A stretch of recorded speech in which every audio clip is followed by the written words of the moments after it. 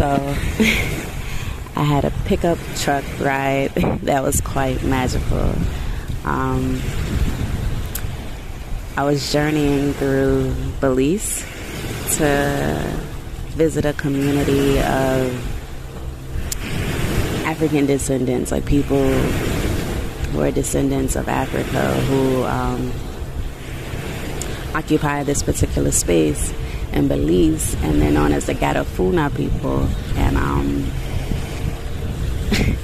anywho, so I heard about this place twice. It came up in conversation, and I took that as like, it's not a coincidence of me go there. So I was gonna go there second.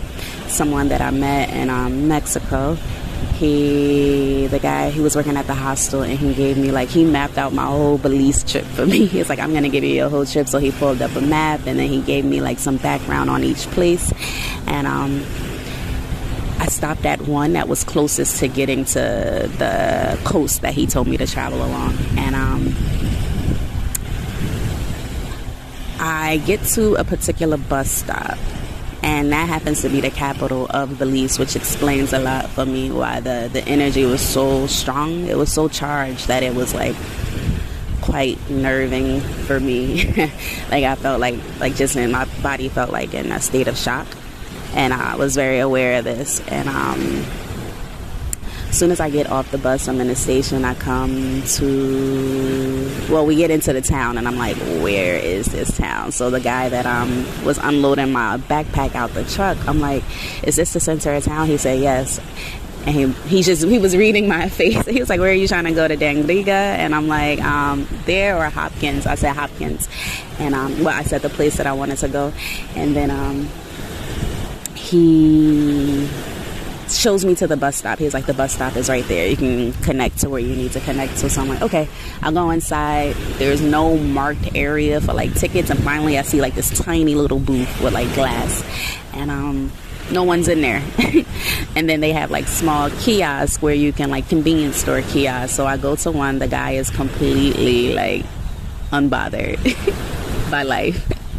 And he's on his phone watching like something. So I asked him about like a ticket. He's like, there are no more tickets. I'm like, okay, so how else do I get to, like, I can't catch a bus to XYZ? And he was like, no.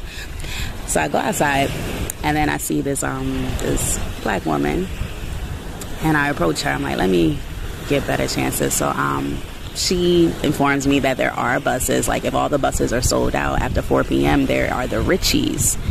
And Richies are, some people call them chicken buses, but it's like a charter bus, like a school bus.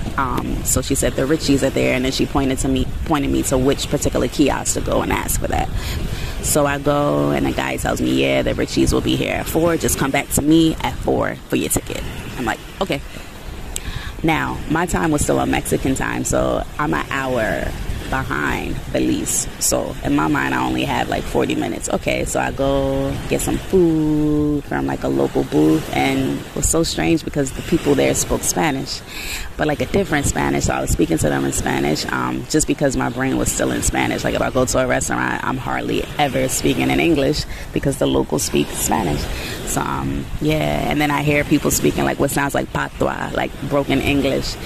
And you just see, like, so I go back to the train station, and that's when I realize I'm an hour behind, because I go to the kiosk to get my ticket. He's like, I said 4. I'm like, oh. So anyway, I'm waiting, and this station is definitely not the best station. Quite chaotic. Wooden chairs, like, trash on the floor, pits from like people eating fruit underneath chairs, men coming through selling things that I've never heard of, like something called jack, which I'm learning is like flour, I think it's like a pan bread. I'm gonna order it to see what it is, but that, like, you just hear people walking around selling things, and then there's just this blend of people and cultures that also put me in a state of shock, because I haven't experienced all of that like that in such a place before, where you have people who look like me.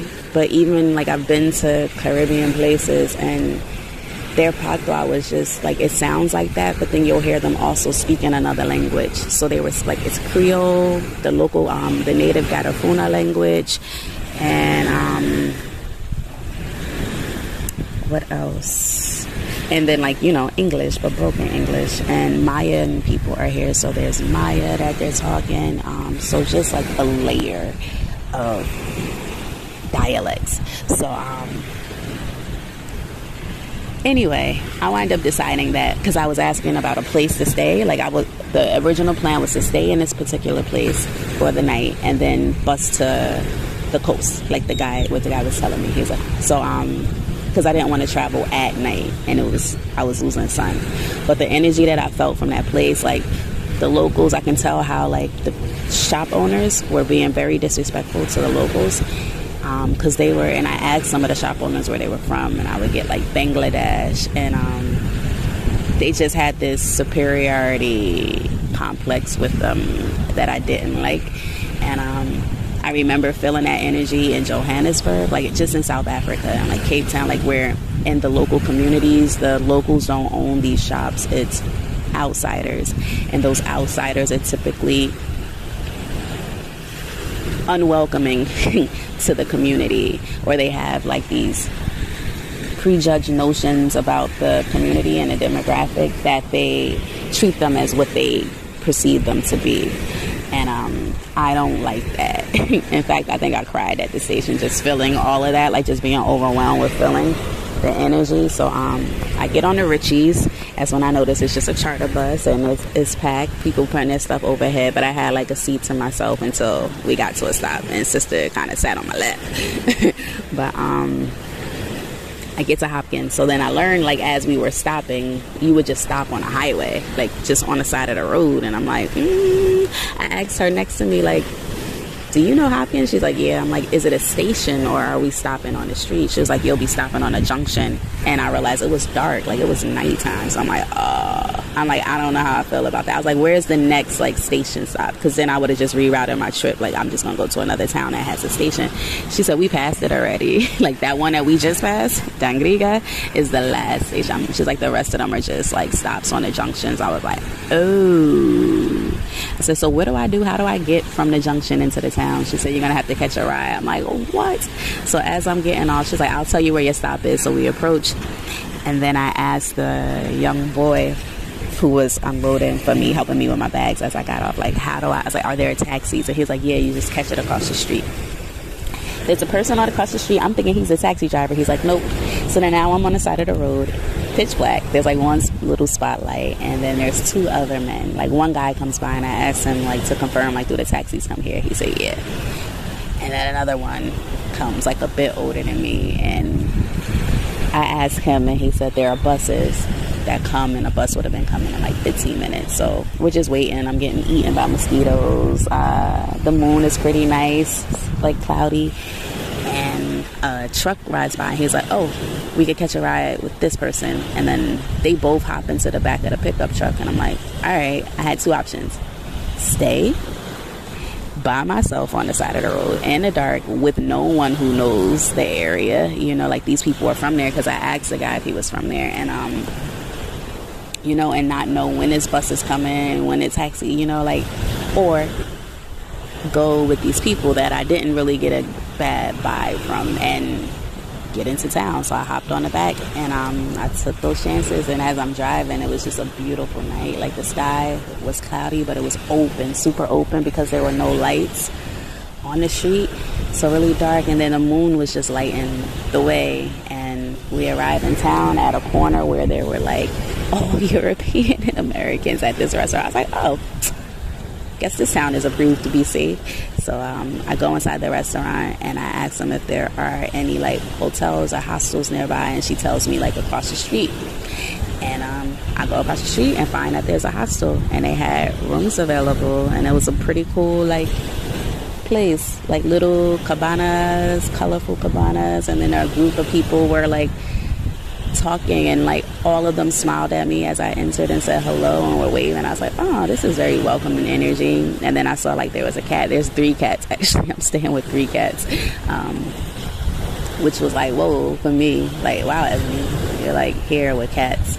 And so yeah, that's the story. But I hitchhiked. And for those who don't know, I had like a crazy phobia for the longest time of cats. They are not my favorite individual creatures still, but I am not as alarmed and responsive to that alarming state when I'm around a cat now. So I'm not as triggered by them, but I still like don't put me in close proximity. I don't want them near me, like to where I feel like they're about to jump and be on me. No. But yeah, that's the story of me and the pickup truck.